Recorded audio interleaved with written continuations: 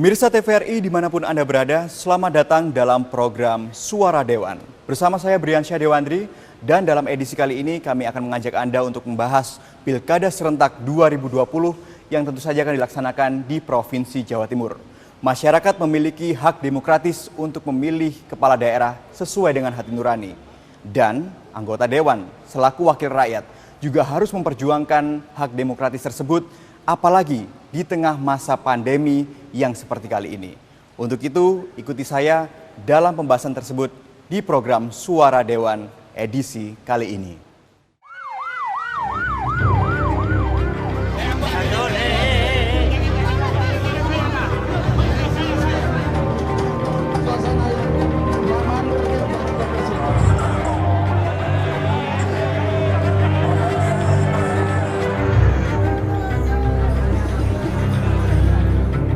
Pesta Demokrasi Pemilihan Kepala Daerah Pilkada secara serentak tahun 2020 akan digelar pada tanggal 9 Desember 2020 meliputi 270 wilayah di Indonesia. Untuk Provinsi Jawa Timur, ada 19 wilayah meliputi 16 kabupaten dan 3 kota. Adapun tahapan pelaksanaan Pesta Demokrasi yang telah ditetapkan KPU tanggal 23 September 2020 masuk pada tahapan penetapan paslon. Pada tanggal 24 September, pengundian nomor urut calon, dan mulai tanggal 26 September hingga 5 Desember 2020 masuk dalam tahapan masa kampanye.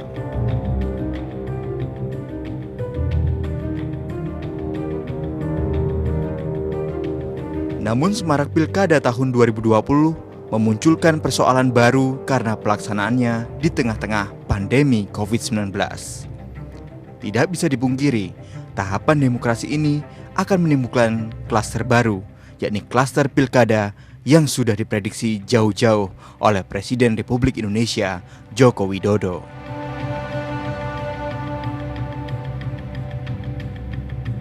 Para wakil rakyat di DPRD Provinsi Jawa Timur sudah sepatutnya memberikan perhatian khusus atas pelaksanaan Pilkada Serentak tahun 2020.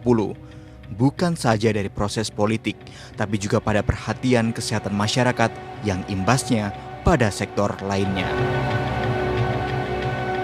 Baik, saudara, saat ini kami akan mengajak Anda untuk berbincang bersama dengan Ketua Komisi A DPRD Provinsi Jawa Timur. Beliau adalah Bapak Majen TNI Purnawirawan Dr. Istu Hari Subagio. Pak Istu, terkait tentang Pilkada 2020 dan juga ini adalah Pilkada pertama di masa pandemi seperti ini. Ya. Sejauh ini pantauan dari rekan Komisi A terkait melihat jalannya Pilkada di Jawa Timur bagaimana, Pak Istu? Baik, Mas Brian ya. Jadi kita Komisi A selaku membidangi pemerintahan dan hukum selama dalam pentahapan Pilkada Serentak ini selalu monitoring. Ada beberapa kabupaten kota yang sudah kita datangi, kita monitor. Rata-rata sebetulnya secara pentahapan udah siap, baik itu masalah dana, waktu maupun waktu pentahapannya. Namun demikian, karena ini lain dengan pilkada-pilkada yang sebelumnya, dan khususnya dalam menghadapi pandemi COVID-19 ini, yang notabene Jawa Timur sampai saat ini kan belum selesai.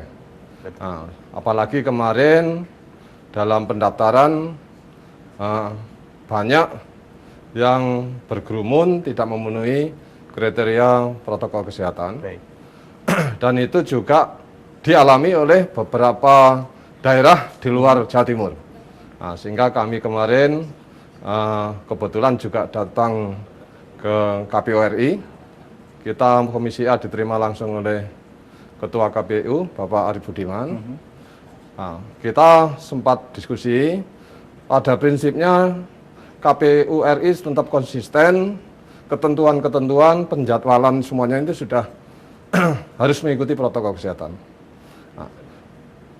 Yang jadi pertanyaannya, beliaunya kewenangan KPU itu hanya di ruangan saja, sehingga terbatasnya perkerumunan itu juga dibatasi dalam koridor di wilayahnya KPU. Nah, kalau di luar itu sudah wewenangnya pemerintah daerah, sudah wewenangnya Perda, yaitu kalau hal ini ya Satpol PP lah yang diperkuat oleh Polri dan TNI.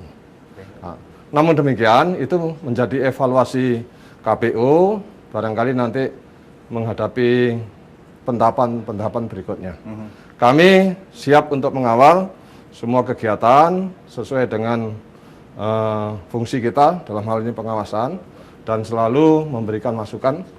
Kita tidak ingin semuanya gagal gara-gara nanti ada pandemi yang menjadikan klaster baru sehingga menjadikan kebijakan apakah itu nanti ditunda lagi atau apa. Nah, mudah-mudahan tidak sampai di sana. Amin. Berbicara tentang klaster tadi Pak Presiden Jokowi juga mengatakan bahwa yang ditakutkan adalah klaster perkantoran dan selain itu juga klaster akibat adanya pemilu kada di beberapa tempat. Nah, untuk berbicara tersebut pasti mengadaptasi dan juga berbicara tentang adaptasi untuk bisa di masa pandemi ini berbeda di tahun-tahun sebelumnya. Dan juga di pilkada ataupun pesta demokrasi pasti banyak sekali masyarakat yang militan atau artinya pengen sekali untuk mensupport calonnya untuk bisa menang. Nah, untuk bisa memahamkan masyarakat untuk lebih paham dan sebagainya ini, sektor pemerintah mana Pak yang harus bekerja ekstra keras sehingga terjadinya penurunan penyebaran COVID akibat adanya kampanye mungkin nantinya ke depan itu siapa kira-kira? Kalau menurut kami ya, semuanya kita harus bergerak sama-sama memahami bahwa pandemi ini bukan hanya tugas masing-masing institusi, semuanya harus sadar dan semua harus saling mensosialisasikan. Nah, di KPU sendiri sebetulnya ketentuan-ketentuan itu sudah ada semuanya. Ya. Sepertinya nanti pada pencoblosan itu maksimal juga yang dulunya hampir 700 sekarang 500. Kemudian juga kotaknya diperbanyak. Terus kemudian juga mungkin yang hadir jam genap siapa, jam ganjil siapa. Semuanya sebetulnya sudah memenuhi syarat itu. Nah, tinggal ini nanti juga masalah yang menjadikan perhatian kita pada saat kampanye. Nah, kampanye juga demikian, harus diperbanyak kampanye-kampanye yang virtual saja menurut saya. Jadi bagaimana mensosialisasikan visi misi itu tidak harus rapat umum di lapangan yang mengundang kerumunan melebihi, walaupun ada ketentuan dibatasi 100 orang, siapa yang bisa ngabsen 100 orang? Nah, ini juga menjadi perhatian kita semuanya. Nah, himbauan kita kepada seluruh masyarakat lah, kita harus menjaga, ini menjadi tanggung jawab kita semuanya, dan kita harus melaksanakan ketentuan-ketentuan untuk menjaga protokol kesehatan itu. Baik.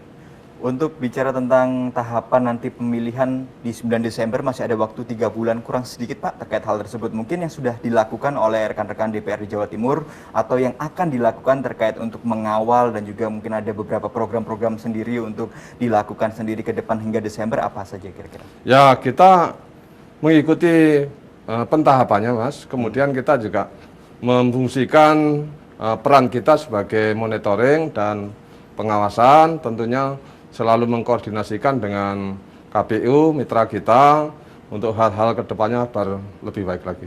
Baik, prediksi ke depan, kira-kira apa yang terjadi dan apa yang diharapkan?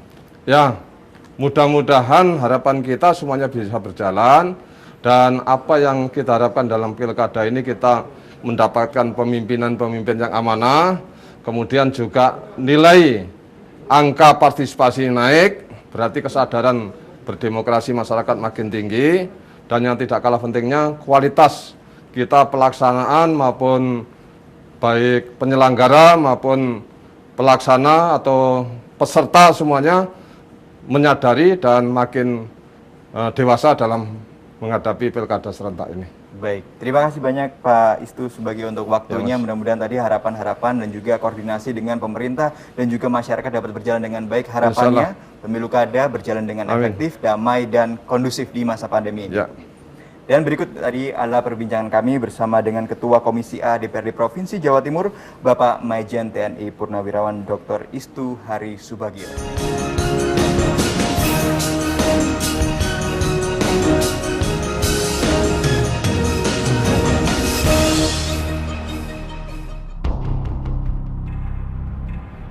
Untuk menghindari penyebaran COVID-19, Perlu adanya aturan-aturan tertentu, di antaranya pembatasan jumlah peserta kampanye, dan kampanye sebaiknya dilakukan secara virtual ataupun melibatkan media audiovisual yang ada di Jawa Timur. Dan pemirsa, dalam kesempatan kali ini kita juga akan berbicara tentang adanya Pilkada 2020 di masa pandemi bersama dengan Wakil Ketua Komisi A DPRD Jawa Timur. Beliau adalah Bapak Hadi Dediansyah, SPD MHUM. Pak Hadi, terima kasih sudah berbincang bersama kami terkait hal tersebut, Pak. Pilkada 2020 dan erat kaitannya dengan pesta demokrasi. Tapi di tahun ini ada yang namanya pandemi COVID-19 yang masih menjadi momok itu sendiri. Untuk berbicara demokrasi itu sendiri, Pak, menurut Bapak bagaimana melihatnya? Kami rasa ini kan situasi pandemik yang mana akhirnya menjadi hambatan, penghalang dalam konteks demokrasi. Baik. Karena semestinya demokrasi itu kan kalau dibahasakan pemilu adalah pesta. Lah, konotasi pesta ini kan menerjemahkan harus gembira, harus senang gitu loh. Gitu. Nah, pada situasi pandemi ini, kegembiraan maupun kesenangan pesta ini otomatis mau tidak mau harus taat dengan protokol kesehatan.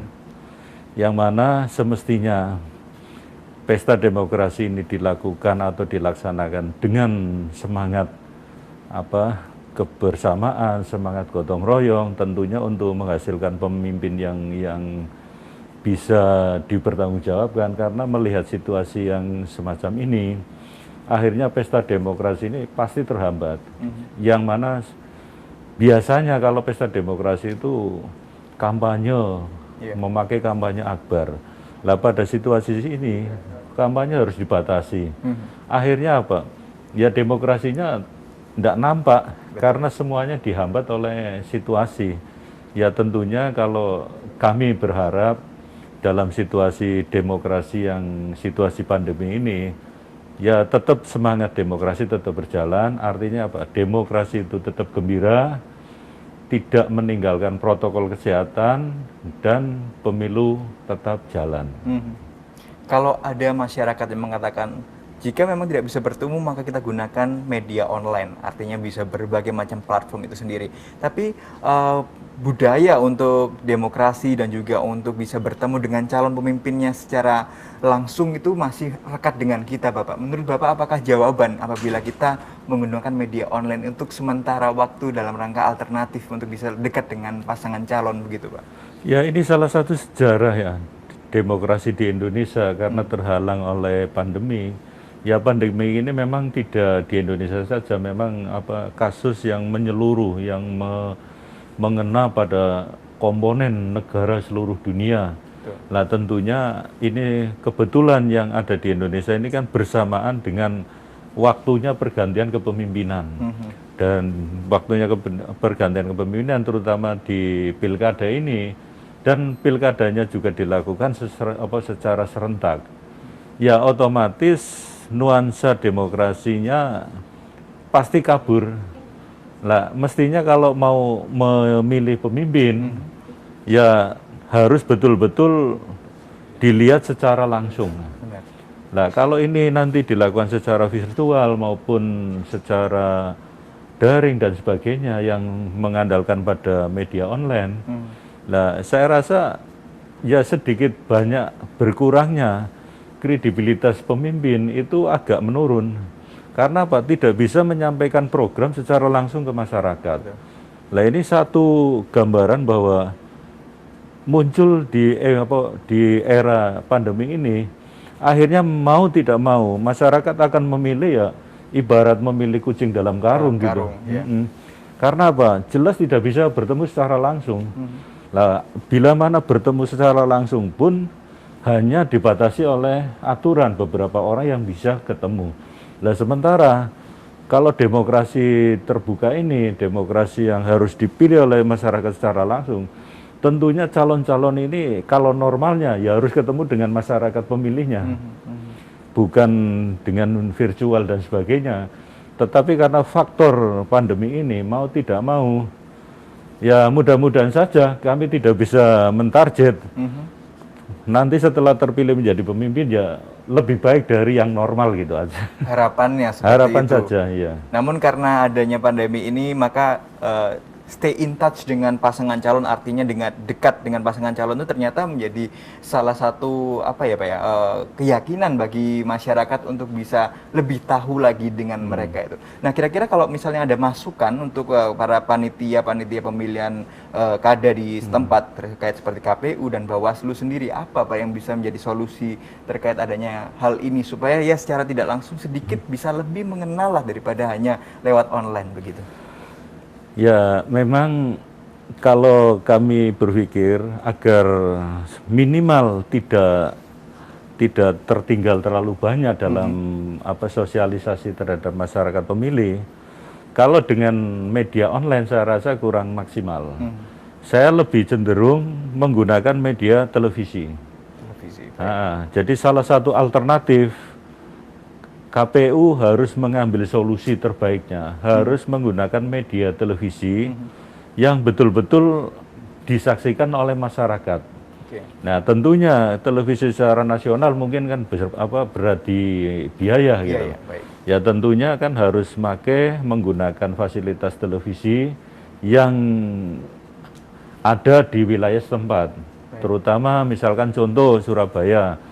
Surabaya ini kan salah satu barometer pilkada untuk nasional dan sebagai ujung tombaknya Jawa Timur. Nah, kalau Surabaya nanti dalam pelaksanaannya kurang menjadi motivator pada daerah lain kan sangat disayangkan. Karena jumlah nilai yang dipakai biayanya itu tinggi. Nah, paling tidak biar masyarakat itu bisa menyaksikan secara langsung walaupun tidak secara langsung fisiknya, tapi bisa disaksikan di layar televisi. Ya mestinya KPU harus berani mengambil terobosan baru. Pada saat kampanye besok, prosentase terbesar digunakan melalui media televisi.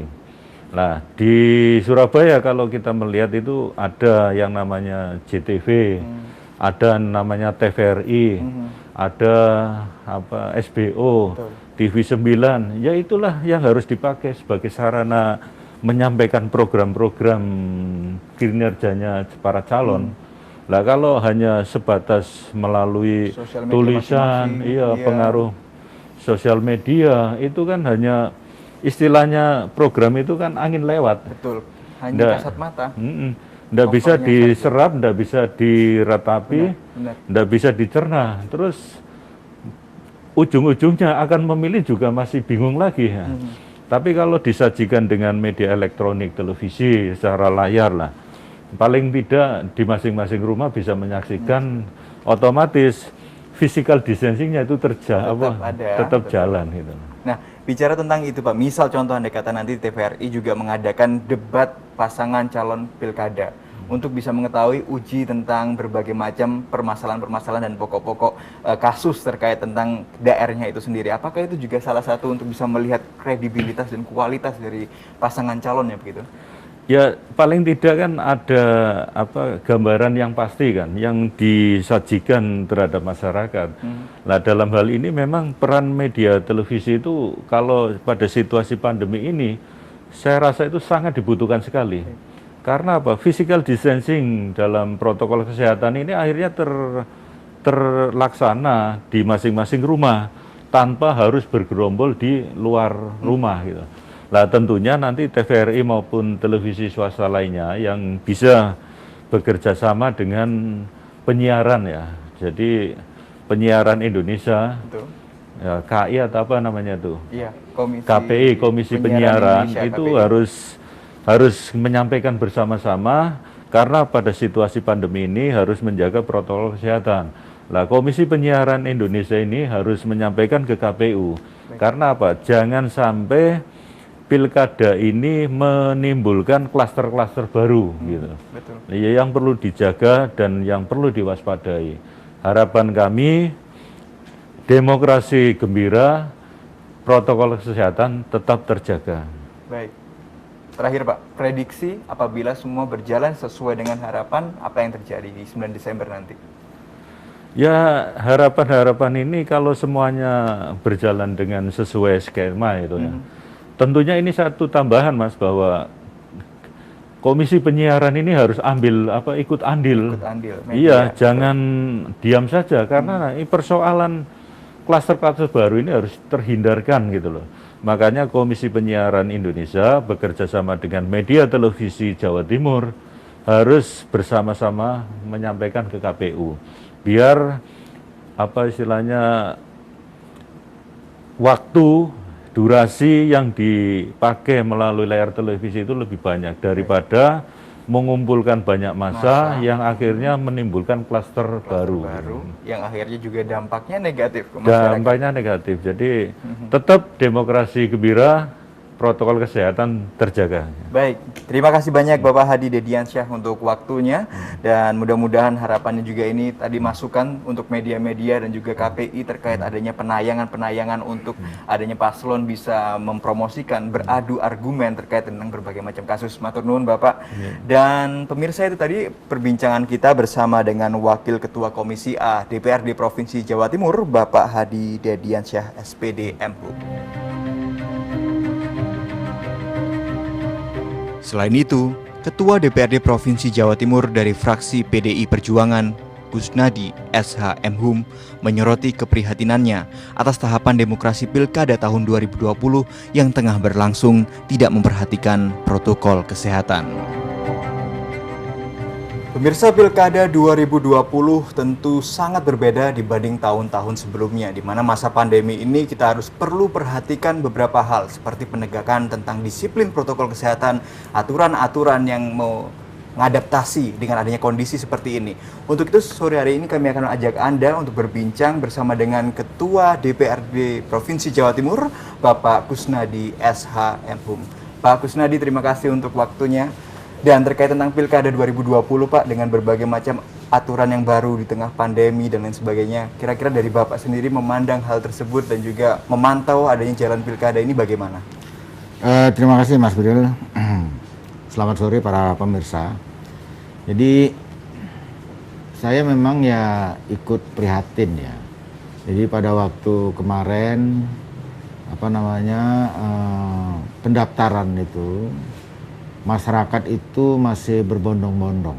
Ya, masyarakat masih berbondong-bondong untuk mengantarkan calonnya. Ya, dan ini juga ya prihatinlah kita terhadap hal yang demikian. Karena kami di pemerintahan Provinsi Jawa Timur itu menjaga betul jangan sampai ada klaster-klaster baru. Kami tidak berharap terus kemudian setelah pendaftaran kemarin kemudian muncul klaster-klaster baru yang akhirnya akan menyulitkan bagi kita semua. Nah, oleh karena itu pada kesempatan ini juga kami menghimbau lah kepada para calon pimpinan daerah ini untuk menghindari mengumpulkan orang dalam bentuk kerumunan-kerumunan seperti itu. Ya. Nah, bagaimana kemudian protokol kesehatan dalam rangka untuk kita ini mengendalikan COVID-19 ini bisa kita laksanakan secara bersama-sama, begitu Mas Bro. Karena begini, COVID-19 ini tidak ada yang bisa kebal, siapapun tidak mungkin kebal terhadap COVID-19 ini. Dan jangan sangka kalau saya sudah pernah positif dan kemudian saya itu sekarang ini bebas negatif itu menjadi kebal, tidak. Ya. Sama juga dengan influenza, ada virusnya ya, atau bisa untuk mengatur supaya dia tidak terkena. Tapi sampai sekarang COVID-19 ini apakah itu antivirusnya kemudian juga obatnya itu belum ada. Jadi janganlah, sayangilah diri kita sendiri, sayangilah teman-teman kita, sayangilah saudara-saudara kita, sehingga kemudian kita betul-betul menjaga protokol kesehatan itu untuk siapa? Untuk diri kita sendiri. Karena begini, satu-satunya antivirus obat bagi COVID-19 ini kalau memang betul-betul kita menjaga dan mentaati protokol kesehatan. Bukan berarti terus kemudian aktivitas kita tidak kita lakukan. Lakukan aktivitas itu. Ya, lakukan aktivitas itu sebagaimana sebelum ada COVID-19 ini. Tapi dengan COVID-19 ini, mari kita merubah diri kita. Jadi merubah perilaku kita agar kemudian virus itu tidak berjangkit kepada kita, tidak menjangkit kepada teman-teman kita, kepada saudara-saudara kita, kepada masyarakat secara umum. Ya, ini sampai sekarang dan kita juga tidak bisa menduga kapan COVID-19 ini berakhir. Oleh karena itu ya saya menghimbaulah kepada semua warga masyarakat, pada semua calon, tolonglah perhatikan tentang protokol kesehatan itu. Masih banyak cara, mungkin nanti tidak diperbolehkan untuk kampanye-kampanye tradisional dalam rangka seperti dulu-dulu ya, mengundang massa banyak dengan jurkam-jurkam yang terkenal di masyarakat dan sebagainya, atau juga mengundang musik dan sebagainya, hiburan-hiburan seperti itu. Ya, sudah tidak mungkinlah itu kita lakukan. Nah, tapi apakah kemudian mereka tidak boleh beraktivitas dalam rangka untuk mengkampanyekan dirinya? Turunlah ke masyarakat. Sapa masyarakat dari rumah ke rumah. Nah, kalau itu bisa dilakukan, saya pikir itu sama saja, bahkan juga hasilnya akan lebih baik dibandingkan mereka harus mengundang massa yang kemudian hanya mendengarkan musik atau melihat, menonton hiburan dan jurkam-jurkamnya yang memang terkenal di masyarakat karena dia misalnya artis kan, seperti itu kan. Nah, tapi kalau terus kemudian para calon ini mau turun bercapek-capek ke masyarakat, itu mereka bisa lebih menjelaskan tentang visi dan misinya bagaimana kalau mereka kemudian terpilih. Nah, gitu. Bagi Pak Kusnadi sendiri, jika nanti ada skenario untuk adanya kampanye berupa online, visual, melalui televisi dan sebagainya, kira-kira apakah hal tersebut tidak mengurangi rasa pesta demokrasi di tengah masyarakat, Pak? Tidak, Mas, tidak, nggak ada. Itu kan hanya cara, ya, itu cara untuk memperkenalkan diri. Kan banyak cara, ya, toh. Bagaimana ya membuat atribut tentang dirinya, itu kan cara juga. Kemudian berkampanye di lapangan dengan mengundang banyak orang, itu kan cara juga, ya, toh. Nah, kemudian dengan menggunakan media, apakah itu media mainstream ataukah media sosial, itu kan cara juga. Terus kemudian mereka mau belusuan seperti yang dilakukan oleh Pak Jokowi, baik pada kampanye untuk gubernur, kemudian pilpres, baik 1-2, beliau belusuan, itu kan cara. Nah, tinggal bagaimana kemudian cara apa yang paling efektif. Cara apa yang paling efektif. Kalau menurut saya, cara yang paling efektif itu, menurut saya, bisa jadi salah. Itu adalah cara mereka menyapa rakyat secara langsung. Menyapa rakyat secara langsung. Jadi, tidak mengundang rakyat untuk bertemu dengan dia, tetapi dia datang ke rumah rakyat. Itu cara yang paling efektif. Berarti metode untuk bisa turun langsung ke masyarakat, belusukan seperti itu bisa jadi salah satunya. Iya, itu cara saja. Jadi kalau tentang terus kemudian nanti apakah itu mengurangi makna demokrasi dan sebagainya, enggak, itu tidak akan mengurangi makna demokrasi seperti itu, Pak. Pak Kusnadi, untuk penegakan disiplin itu juga menjadi salah satu yang utama. Pokok-pokok seperti yang berperan KPU, Bawaslu, sampai juga aparat keamanan turut andil dalam rangka untuk bisa melaksanakan protokol kesehatan dan juga mengatur masyarakat dalam metode-metode berbagai macam perjalanan kita sampai ke 9 Desember nanti. Kira-kira ada masukan dari DPRD Jawa Timur untuk bisa perjalanan ini dengan perangkat-perangkat KPU, Bawaslu, aparat keamanan dan lain-lain untuk bisa berjalan dengan baik gitu, Pak? Jadi begini, Presiden sendiri sudah menerbitkan Perpres. Dan sebenarnya Perpres ini adalah merupakan suatu perangkat hukum, ya, perangkat hukum untuk kemudian menjadi alat bagi penegak hukum. Dan ini utamanya adalah penegak hukum. Siapa penegak hukum itu? Yang utama itu yang dalam konteks ini itu adalah kepolisian. Ya, jadi kami dalam konteks ini sudah menghimbau saja kepada pihak kepolisian. Jadi kami sebagai unsur pemerintahan Provinsi Jawa Timur ini, saya sebagai unsur pemerintahan Provinsi Jawa Timur ini, menghimbau saja kepada pihak kepolisian, tegakkanlah Perpres itu. Ya, tegakkan Perpres itu. Ya, toh. Nah, kalau terus kemudian di daerah-daerah perlu ada perangkat hukumnya yang lain untuk lebih menegaskan itu. Ya seperti di beberapa daerah misalnya gitu yang sudah menentukan bagi mereka yang keluar rumah tidak menggunakan masker, kemudian dikenakan sanksi 250.000 dan sebagainya dan sebagainya. Apapun bentuknya sanksi itu, apakah itu sanksi materi atau kemudian sanksi non materi, misalnya dijadikan apa, disuruh nyapu jalan misalnya. Betul. Kan itu kan yang non materi kan begitu ya. Itu lakukanlah. Jadi untuk mengendalikan COVID ini, yang harus kita lakukan itu adalah bagaimana kita kemudian mendisiplinkan diri kita. Nah, saya bisa disiplin karena memang ada kesadaran, bisa. Tapi saya bisa disiplin itu karena memang ada alat pemaksa saya harus disiplin. Baik. Kan begitu toh?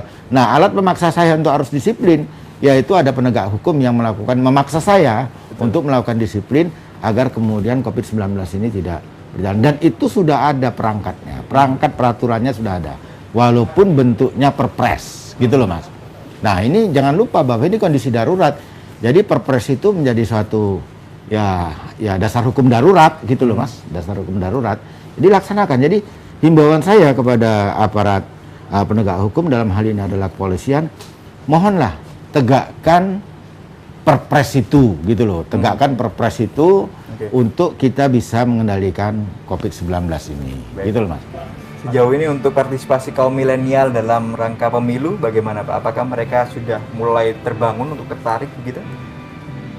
Belum apa Mas, belum ada. Jadi bukan hanya kaum milenial. Jadi kaum milenial ini partisipasinya mungkin nanti itu masih hanya ya bilangan sampai soal ya masih ya mereka tidak punya apa. Bahkan juga yang udah gini lah, bukan hanya kalau milenial, tapi mereka yang sudah selalu berpartisipasi.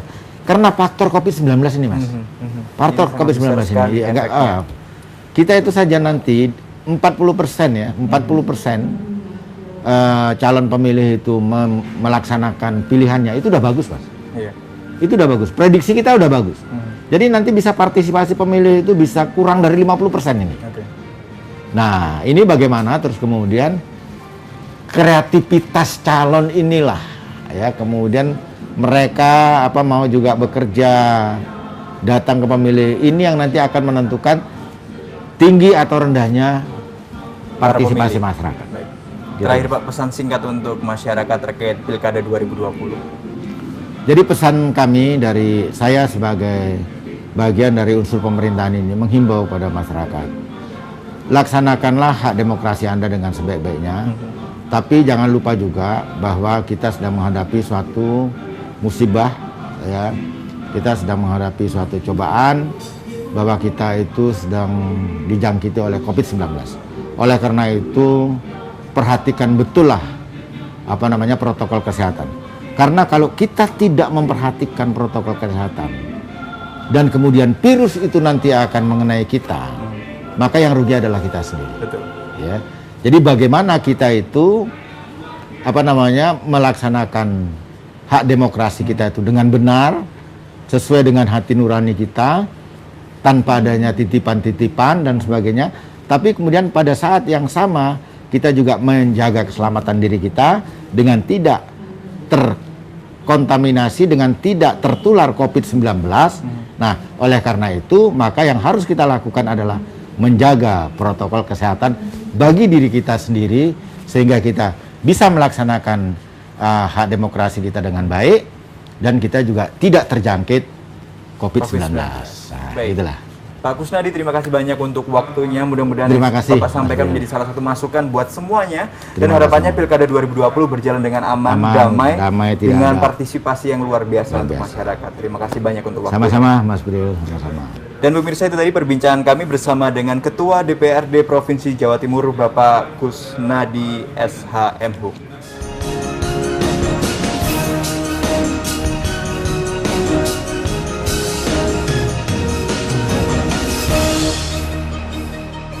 Dan pemirsa, masih dalam pembahasan Pilkada 2020 yang di tengah pandemi seperti ini tentu perlu banyak yang diperhatikan, mulai dari penegakan disiplin, pelaksanaan protokol kesehatan, sehingga adanya pilkada ini tidak menjadi klaster baru. Oleh sebab itu kita juga akan membahasnya bersama dengan anggota Komisi A DPRD Provinsi Jawa Timur, Bapak Muzamil Syafi'i, SH.MSI. Beliau juga sebagai Ketua Fraksi Partai Nasdem. Selamat sore, Pak Muzamil. Assalamualaikum warahmatullahi wabarakatuh. Waalaikumsalam warahmatullahi wabarakatuh. Pak Muzamil, kalau kita bicara tentang Pilkada 2020 ini di tengah pandemi tentunya sangat berbeda dibanding tahun-tahun sebelumnya. Bagaimana Pak Muzamil sendiri sebagai anggota Komisi A melihat dan memantau jalannya Pilkada yang nanti sampai 9 Desember akan dilaksanakan begitu? Ya, secara umum KPU telah membuat aturan ya terkait dengan pelaksanaan Pilkada serentak tanggal 9 Desember tahun 2020. Nah, ini baik itu pada tata cara pelaksanaan maupun kaitannya dengan pandemi COVID-19 yang itu harus diantisipasi sejak saat ini melalui tahapan-tahapan yang sudah disusun oleh KPU.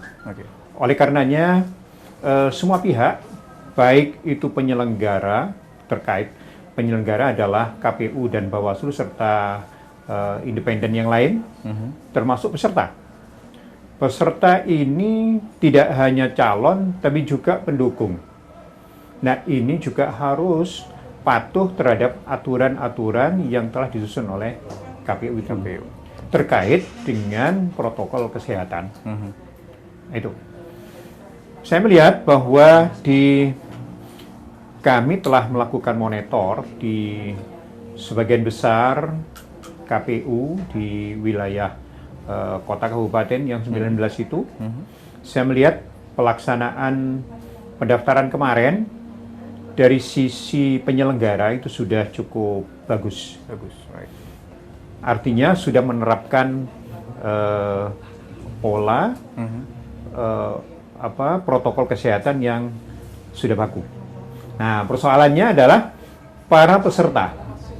Artinya yang mendaftar ini yang masih belum bisa mengatur tentang protokol kesehatan, termasuk bagaimana mereka ini membawa banyak orang, supporter, mengawali berangkatnya itu dari tempat tertentu ke pendaftaran. Ini yang saya lihat masih perlu ada satu arahan dari pemerintah terhadap para pendukung ini.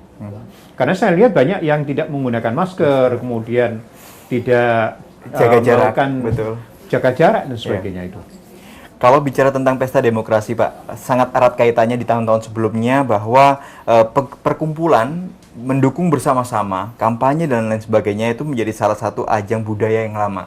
Dan budaya yang baru ini, adanya pandemi seperti ini, apakah dengan adanya menghindari perkumpulan atau mengurangi bentuk kampanye-kampanye yang membuat forum besar seperti itu akan mengurangi rasa demokrasi atau pesta demokrasi di masyarakat? Karena kita sekarang ini masa transisi ya, maka kita perlu adaptasi. Kalau menghilangkan secara penuh terkait dengan kerumunan massa, pengumpulan massa, saya kira ini sangat sulit. Betul. Nomor satu, karena kebiasaan itu sudah seperti itu. Yang kedua, kemampuan para konstituen itu tidak semuanya sama. Kecuali kalau di kota-kota mungkin bisa, tapi kalau di desa sulit. Bahkan yang wajib saja seperti sekolah itu kan kesulitan. Kesulitan dalam arti fasilitas untuk melakukan daring maupun kemampuan untuk membeli paket data untuk kebutuhan-kebutuhan itu. Apalagi yang di pemilu ini. Menurut saya ini masih belum sulitlah untuk menerapkan pola seperti itu. Tapi ini namanya mengarah kepada satu kondisi, maka bagaimanapun juga kita harus adaptasi. Adaptasi terhadap kondisi yang ada ini. Sejauh ini mungkin solusi, Pak, untuk adanya kampanye yang mungkin ini menjadi yang paling besar tahapan adalah kampanye yang mengumpulkan massa ya. Adakah mungkin visual atau bentuk seperti sosial media atau muncul dari berbagai macam platform-platform yang kita lihat di TV gitu bisa menjadi salah satu alternatif mungkin, Pak, untuk bisa menolong? Jadi KPU sendiri masih belum membuat satu cuklak ya, yang konkret, Betul. yang konkret. Baik itu pola kampanyenya sampai kepada pencoblosan. Ini yang terpenting kan pencoblosan ini. Pencoblosannya, betul. Nah sekarang ini kan persoalannya KPU pusat ini menerapkan satu target 77 sekian persen tingkat partisipasi masyarakat. Nah tingkat partisipasi masyarakat ini sangat dipengaruhi oleh sosialisasi. Oke. Nah sosialisasi ini kalau secara konvensional itu kan mengumpulkan massa. Sekarang ini kan tidak bisa kita mengumpulkan massa. Ya. Nah, inilah persoalannya. Antara mematuhi kesehatan, ini pasti tingkat partisipasi ini turun. Kalau kita menggenjot tingkat partisipasi, maka kesehatan ini agak terabaikan. Betul. Nah, untuk mensinergikan dua persoalan ini yang harus dicarikan jalan keluar gitu. Terkait hal tersebut, untuk bisa berbicara tentang semuanya terlaksana dengan baik sesuai dengan Bapak jelaskan tadi, kira-kira prediksi di tanggal 9 Desember menuju ke sana, apakah hal tersebut bisa optimal Pak? Atau masih perlu lagi tenaga-tenaga ekstra ataupun kreativitas ekstra melakukan pola-pola yang perlu ditambahkan supaya protokol kesehatan dan penyebaran COVID-19 tidak menjadi klaster baru gitu? Ini kan waktunya masih panjang ya. Iya, Masih 3 panjang. bulan. Saya kira insya Allah para peserta penyelenggara ini punya cara tersendiri untuk bisa memadukan Betul. antara protokol kesehatan dengan tingkat partisipasi ini. Ini harus dua aspek ini yang saya kira perlu ada satu pola. Iya. Kemarin kita coba melakukan apakah nanti pencoblosan itu pakai jam atau pakai sistem apa Sistem shift secara gitu. bergiliran sehingga mereka tidak ketika melakukan pencoblosan tidak secara datang secara bersama-sama. Bersamaan, baik. Jadi metode shift mungkin salah satu Shift menjadi itu. polanya begitu ya Pak. Itu. Baik, terakhir Pak untuk pesan kepada masyarakat terkait kita melaksanakan berbagai macam kegiatan pilkada ke depan dan juga pesta demokrasi, monggo Pak Muzamil bisa sampaikan. Jadi harapan saya pilkada ini kan orientasinya memilih pemimpin yang baik, Ya. yang punya kapabilitas, kualitas, serta moralitas yang bagus. Nah ini satu ujian bagi kita semua karena di era pandemi ini untuk bisa memilih pemimpin yang bagus. Nah hindarkan satu kontak fisik yang merugikan, kemudian tetap menjaga kesehatan, tapi tetap kita memilih pemilih yang punya kualitas dan tolong jangan mau diberikan money politik Betul. untuk tahun 2020 ini. Baik, baik. Terima kasih banyak Pak Muzamil Syafi'i untuk Ya. pesan terakhirnya sangat penting. Money politik, say no to money politik. Begitu ya Ya. Pak ya. Terima kasih banyak Bapak Muzamil Syafi'i atas waktu dan juga tadi pemaparannya, mudah-mudahan dipahami oleh berbagai macam elemen masyarakat dan Pilkada 2020 berjalan dengan damai, kondusif dan sesuai dengan harapan kita semua. Ya. Amin. Dan tadi bincang kita bersama dengan Bapak Muzamil Syafi'i SH-MSI. Beliau adalah Ketua Fraksi Partai Nasdem dan juga menjadi bagian dari anggota Komisi A DPRD Provinsi Jawa Timur. Haji Ahmad Tamim, anggota Komisi A, selain menyoroti pelaksanaan protokol kesehatan pada Pesta Demokrasi Pilkada serentak tahun 2020, juga menyayangkan masih adanya calon tunggal pada Pilkada serentak tahun 2020. Untuk Provinsi Jawa Timur, 2 daerah yakni Kabupaten Kediri dan Ngawi masih memiliki calon tunggal.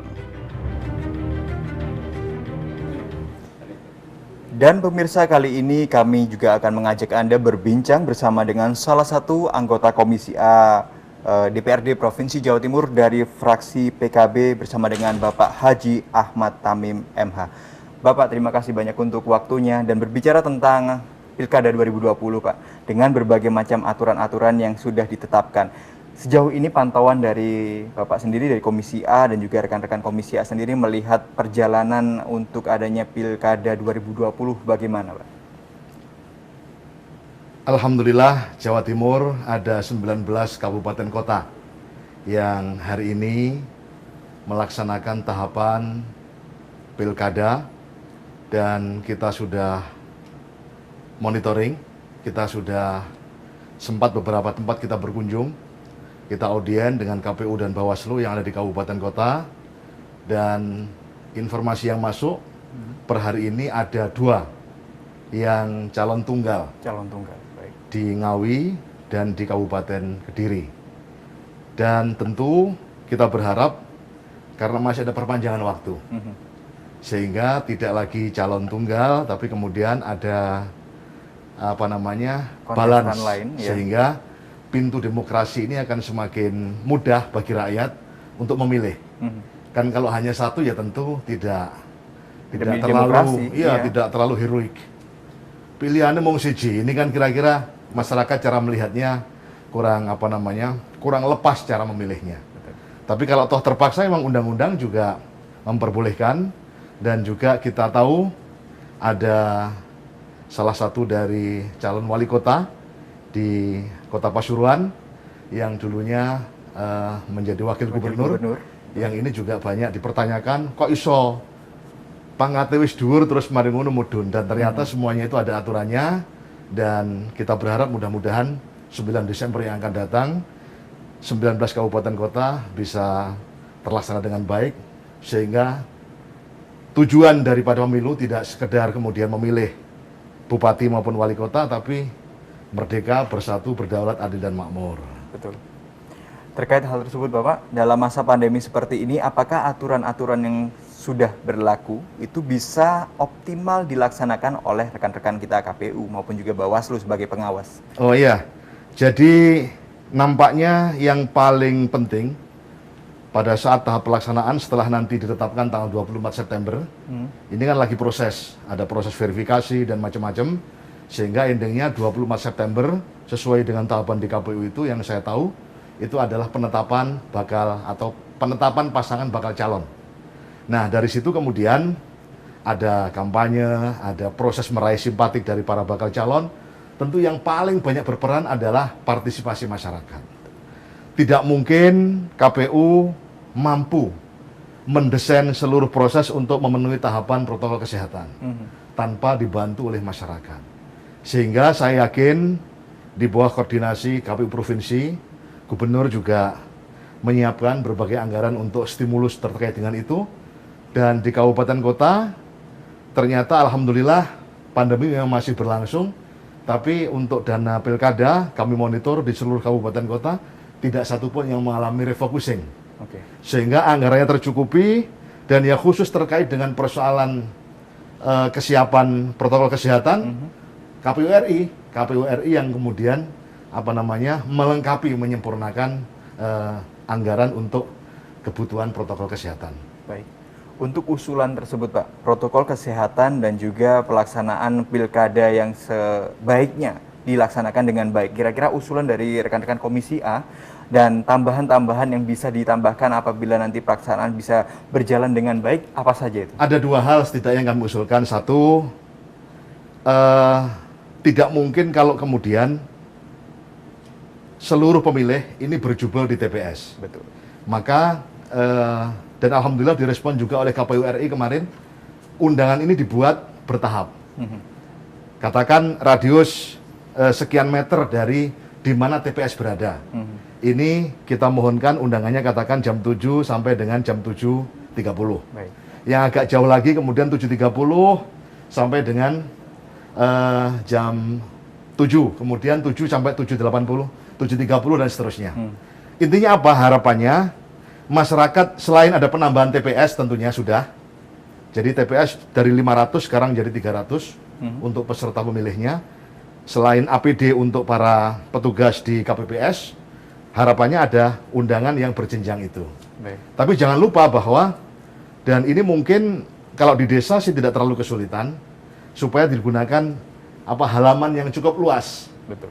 Sehingga kalau toh kemudian terpaksa berdesakan sebagaimana kemarin-kemarin, umumnya orang memilih kan jam 10 sampai jam setengah 12. Iya. Karena pagi masih ada kegiatan di rumah segala macam. Tapi harapannya ada sosialisasi, pengaturan jadwal datang ke TPS. Lebih daripada itu adalah upayakan tempatnya luas sehingga cukup untuk mematuhi protokol dalam rangka distancing itu, physical distancingnya. Jadi sistem shift menjadi salah satu solusi ya Pak ya? Ya, sistem shift ya. Untuk terkait kampanye Pak, kita pasti pesta itu ingin sekali mengenal paslon lebih dekat, melihat lebih dekat lagi, dan juga mendengar aspirasi dan juga gagasan dari para paslon itu sendiri. Masukan terkait adanya nanti masa kampanye dalam pelaksanaan ini di tengah pandemi bagaimana? Ada dua hal setidaknya. Yang pertama adalah kos demokrasi ini mahal. Sekali lagi biaya politik ini mahal. KPU juga butuh alat peraga segala macam juga dibiayai. Pasangan calon juga mengeluarkan dana. Sehingga harapan kami adalah kos untuk demokrasi ini sejalan dengan kualitas hasil dari pemimpin kita nanti. Harapannya apa? Harapannya adalah pemimpin kita mampu menerjemahkan visi dan misinya. Nah, yang kedua, terkait dengan sosialisasi visi dan misi, ini lebih daripada itu adalah yang nantinya akan masuk dalam perda namanya RPJMD. Sehingga lebih pas kalau kemudian pola kampanye dengan debat bakal calon, baik itu di media televisi maupun di radio barangkali, ini adalah bagian yang mesti harus ditingkatkan mutu dan volumenya. Tidak cukup sekali dua kali, bahkan bisa berkali-kali, sehingga masyarakat sekalipun tidak langsung ketemu dengan bakal calonnya, mereka bisa mengenal dan mengetahui tentang visi dan misinya. Ini yang lebih penting. Baik. Jadi dengan adanya intensitas yang lebih di dunia media dan juga penggunaan sosial media juga terkait adanya kontestasi, adu debat, pelaksanaan seperti adu debat gagasan gitu ya Pak ya, itu menjadi salah satu jawaban. Tapi kembali lagi Pak, terkait adanya pandemi dan juga protokol kesehatan adalah disiplin yang menjadi paling utama. Nah, menegakkan disiplin, menguatkan disiplin terkait adanya physical distancing dan social distancing di tengah masyarakat itu sendiri, bagi Bapak bagaimana? Nah, itulah pentingnya bahwa pemerintah ini adalah fasilitasi dan koordinasi. Tidak mungkin partisipasi yang begitu dahsyat oleh masyarakat kita, dari rakyat, oleh rakyat dan untuk rakyat, kemudian kita sambut. Baik. Maka perlu adanya semacam simulasi-simulasi yang dilakukan di dari proses waktu pencoblosan itu, sehingga partisipasi ini jadi berarti karena apa? Betul-betul dipahami akan pentingnya menjaga protokol kesehatan, dalam hal ini adalah disiplin tadi itu. Prediksi Bapak, apakah bisa berjalan dengan baik apabila hal tersebut sudah dipersiapkan semenjak sekarang? Saya kira kalau masyarakat kita ini masyarakat yang sangat tunduk dan patuh pada aturan, sangat memahami dan kemudian menghormati apa yang menjadi pikiran para pemimpinnya. Saya masih optimis bahwa partisipasi tetap akan terjaga, baik untuk mematuhi protokol kesehatan, kemudian hadir menjadi bagian daripada proses demokrasi untuk memilih dan mencoblos. Dan tentu dalam hal yang lain, KPPS, KPU, dan Bawas sudah mempersiapkan sedemikian rupa bagaimana antisipasi terkait dengan protokol kesehatan itu sendiri. Prediksi Bapak terkait nanti kita berjalan menuju ke 9 Desember 2020. Kita yakin bahwa masyarakat Jawa Timur adalah masyarakat yang disiplin dan sistem gotong royongnya sangat kuat, sehingga pemilu di 9 Desember yang akan datang bisa berjalan dengan aman, tertib, dengan mematuhi protokol kesehatan. Amin. Saya kira itu. Terima kasih Bapak Haji Ahmad Tamim selaku anggota Komisi A DPRD Provinsi Jawa Timur dari fraksi PKB. Terima kasih. Anggota DPRD Provinsi Jawa Timur sebagai perwakilan suara rakyat akan terus mendampingi jalannya pesta demokrasi Pilkada serentak dengan tetap mengingatkan seluruh stakeholder dan masyarakat ikut menjaga jalannya pilkada dengan disiplin, melaksanakan protokol kesehatan agar klaster pilkada dapat ditekan, bahkan bisa dihindari. Di dalam pembahasan Pilkada serentak 2020 khususnya di Jawa Timur dan di tengah pandemi seperti ini, tentu perjuangan demokratis terus harus digalakan. Apalagi suara Dewan menjadi salah satu penyambung lidah dan juga aspirasi masyarakat luas. Untuk itu mudah-mudahan Pilkada serentak dapat berjalan dengan baik, damai, dan sesuai dengan hati nurani masyarakat. Terima kasih Anda telah menyaksikan Suara Dewan di edisi kali ini. Saya Briansyah Dewandri, mewakili kerabat kerja, pamit undur diri. Sampai jumpa di edisi berikutnya.